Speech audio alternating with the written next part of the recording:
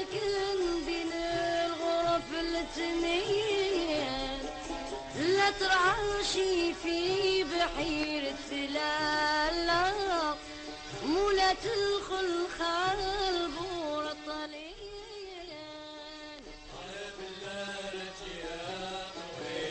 الحايك التقليدي أو حايك المرمى كما يسمى في بعض المناطق لباس ظل يميز الجزائريات منذ القدم، فهو رافقهن في كل خروج من المنازل، وهو عبارة عن قطعة قماش مصنوعة من الحرير الخالص.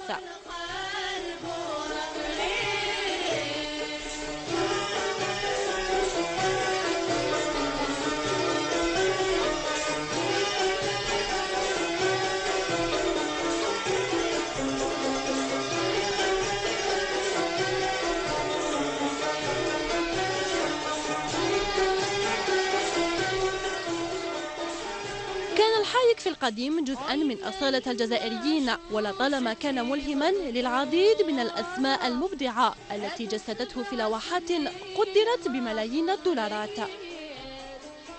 كي جيت نصلي ونسيت الصورة، تفكرت خليلي وبكيت. زي ترتديه النسوة خاصة الكبيرات في السن، اللواتي لطالما أردنا الحفاظ عليه باعتباره رمزا من رموز الهوية الجزائرية وجزءا من تاريخ الجزائر.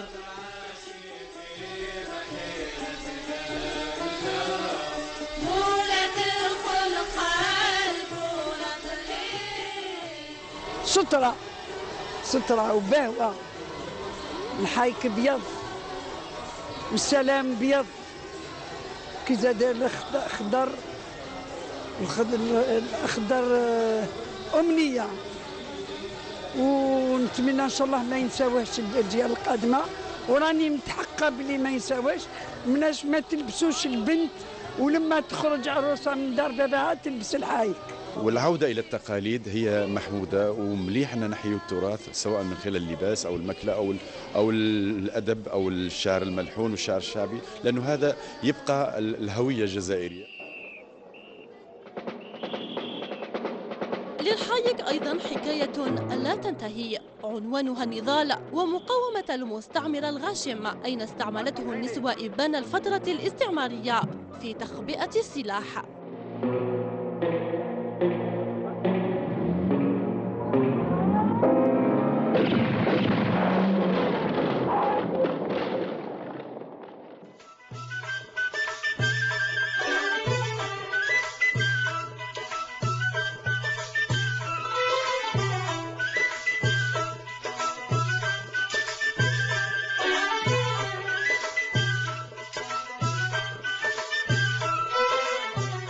رغم كل هذه الإيجابيات التي يحملها الحايك بين طياته منذ سنوات خلت، ورغم أنه رمز الأصالة والتاريخ، إلا أن هذا لم يشفع للحايك ليبقى رمز المرأة الجزائرية، أين تخلت عليه فتيات جيل اليوم لما شهده العالم من تطور في مختلف المجالات مس حتى الأزياء التقليدية. سي لا توني تراديسيونيل تاعنا، كانوا جداتنا كل يلبسوه، ودرك نحاوه بوغ اون اوتر توني كي ني با ا نو، ماشي حايكنا. يلبسوا المصريات، يلبسوا السعوديات، يلبسوا المروكيات، مي جامي الحايك. والحدا اللي تحب تحتاجب هكذا، هاوليك مستور وجهها مستور، كلش مستور فيها. وعلى رأي المثل الشعبي الجزائري الشهير، الجديد حبه والقديم لا تفرط فيها، سارت جمعية بلارج النصر التي سعت ومنذ سنوات للمحافظة على الحايك، أين قررت هذه الجمعية الشابة أن تعيد الاعتبار للحايك.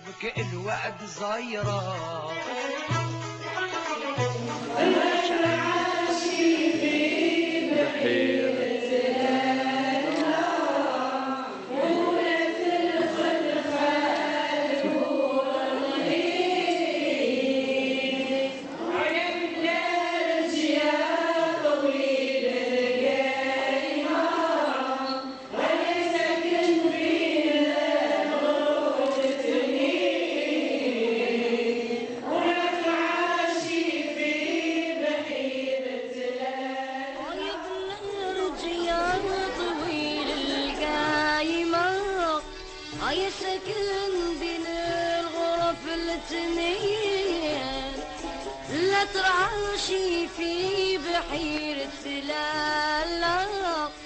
تظاهرة مفادها اتفاق جملة من الشابات الجزائريات على الاجتماع في واحدة من الأماكن التاريخية وارتداء الحايك التقليدي في خرجة فريدة من نوعها.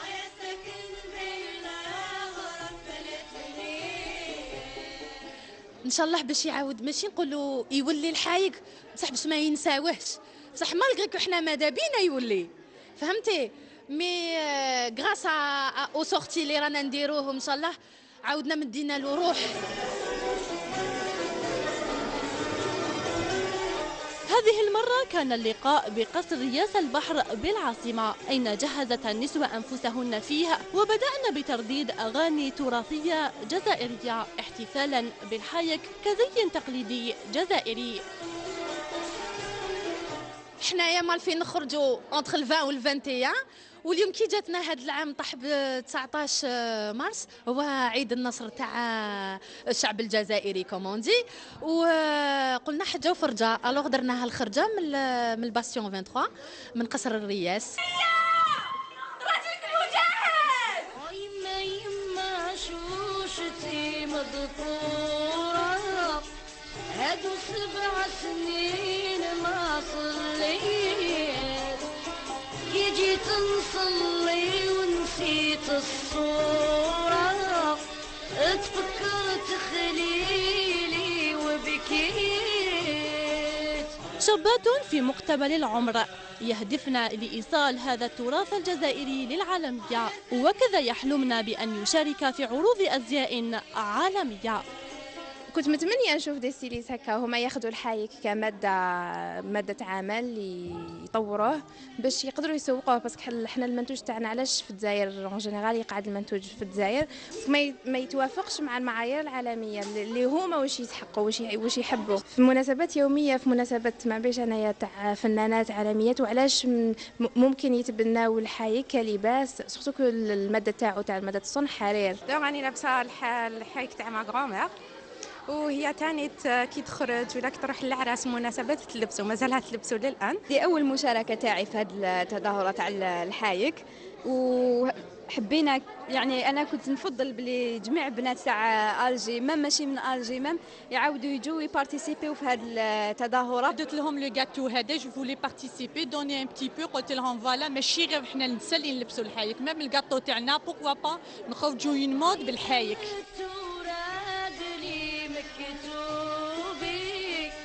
ديروا قبري عند باب البيت، نبكي ونقول يا محبوبي مالك يا ولفي على شبطي. الوجهة بعدها إلى حي القصبة العتيق، أين تعالت هنا زغاريد النسوة التي أخذتنا إلى ذكريات الزمن الجميل في تفاعل منقطع النظير مع التظاهرة.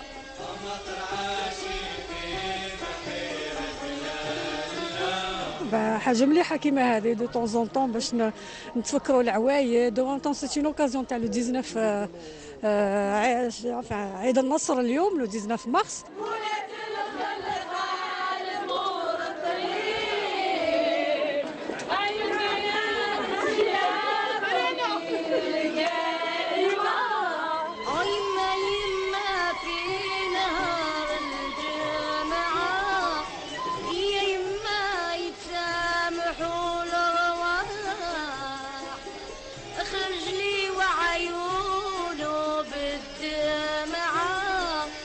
قلت الله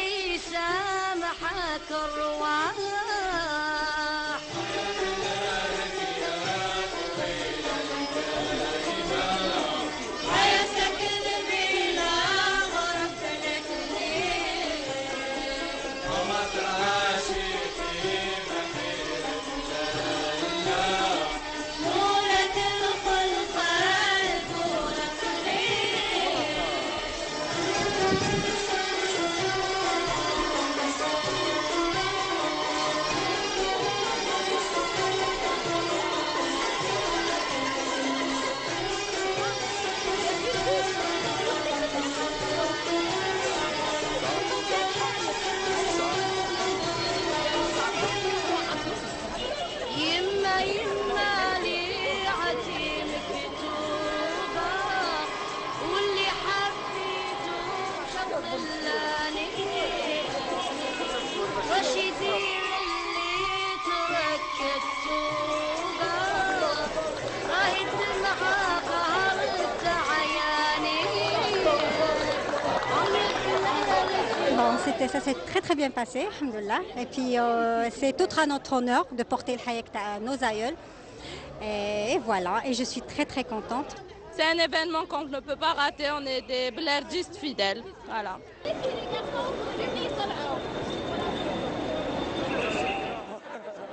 جولة تراثية اختتمت بصورة تذكارية لنساء جزائريات مزينات بالأبيض رافعين شعار نعم للأصالة.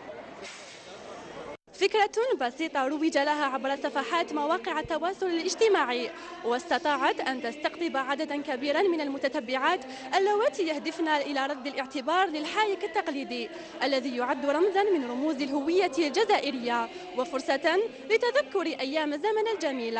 فهل ستنجح مثل هكذا مبادرات لرد الاعتبار إليها؟ لما لا وإيصاله للعالمية؟